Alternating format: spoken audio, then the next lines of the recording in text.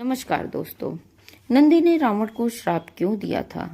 रावण बहुत बड़ा शिव भक्त था, लेकिन कैलाश में रावण से एक ऐसी भूल हो गई थी जिसके कारण नंदी ने लंकापति रावण को सर्वनाश का श्राप दे दिया था। रामायण की कहानी के अनुसार जब रावण कैलाश पर्वत पर भगवान शिव से मिलने आया था तो रावण ने नंदी के शरीर और मुख का अपमान किया था। इस कारण नंदी ने रावण को श्राप दे दिया था। कलयुग में हर मनुष्य को समझना चाहिए कि कभी किसी व्यक्ति या जीव का अपमान न करें। हमें कभी भी किसी जीव का दिल नहीं दुखाना चाहिए। अगर हम किसी का दिल दुखाते हैं तो उसके मन में निकली हुई वेदना न सिर्फ किसी भी मनुष्य का अहंकार तोड़ सकती है, बल्कि उसे विनाश की ओर भी मोड़ सकती है। विशेषकर बेजुबान और असहाय पशु पक्षियों को कभी भी नुकसान नहीं पहुंचाना चाहिए और उनके साथ गलत व्यवहार नहीं करना चाहिए, क्योंकि पशु पक्षियों पर भगवान का विशेष आशीर्वाद होता है। विशेषकर महादेव सभी जीवों को में कभी भेद नहीं करते। यही कारण है कि इनका दिल दुखाने वाले व्यक्ति को उनके कर्मों की सजा जरूर मिलती है।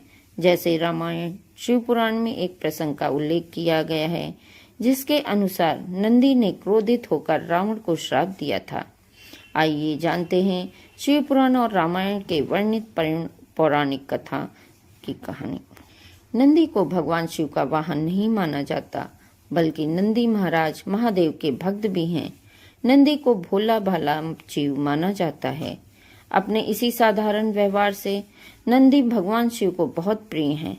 नंदी का स्वभाव बहुत ही सीधा और सरल है, लेकिन अगर नंदी को किसी बात पर क्रोध आ जाता है तो नंदी का रूप बहुत ही विकराल हो जाता है। इस क्रोध में नंदी सिंह से भी भिड़ जाता है। नंदी का क्रोध आने का प्रसंग रावण से भी जुड़ा है। रामायण में इस बात का उल्लेख मिलता है कि लंकापति रावण भगवान शिव का परम भक्त भी था। जब रावण ने सोने की लंका अपने भाई कुबेर से छीनी थी तो उसने कैलाश पर्वत पर जाकर भगवान शिव को लंका में बसने की प्रार्थना भी की थी। लेकिन मोह माया से दूर रहने वाले भगवान शिव रावण के निवेदन को स्वीकार नहीं किया था।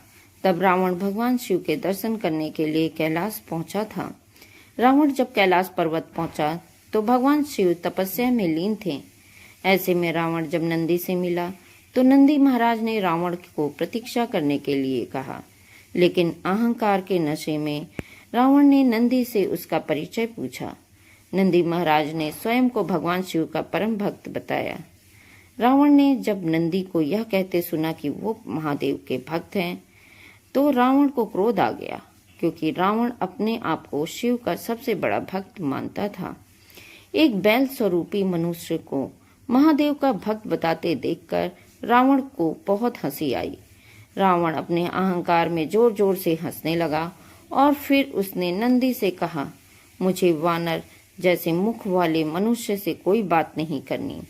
पता नहीं तुम मनुष्य हो या फिर कोई पशु, पूरे मनुष्य तो नहीं लगते, तो फिर महादेव की भक्ति कैसे कर सकते हो? मैं यहाँ महादेव के दर्शन करने आया हूँ, इसलिए मैं तुम्हें किसी भी प्रश्न का उत्तर नहीं दूंगा। तुम्हें पता नहीं कि सोने की लंका में रहता हूँ, महादेव का भक्त हूँ, इसलिए यहाँ आया हूँ, वरना कोई यहाँ कौन आना चाहेगा। रावण की बात सुनकर नंदी महाराज ने क्रोधित होकर कहा, महादेव का भक्त होने के लिए पूर्ण मनुष्य होने की आवश्यकता नहीं है। कोई भी जीव भगवान शिव का भक्त हो सकता है। शिव अपने भक्तों में भेद नहीं करते, उनके लिए सभी भक्त समान हैं। लेकिन तुम जैसी मानसिकता के लोग महादेव के सच्चे भक्त नहीं हो सकते। तुम्हारे मन में जानवरों के लिए दया और सम्मान का भाव नहीं है। तुम उन्हें कमतर समझते हो।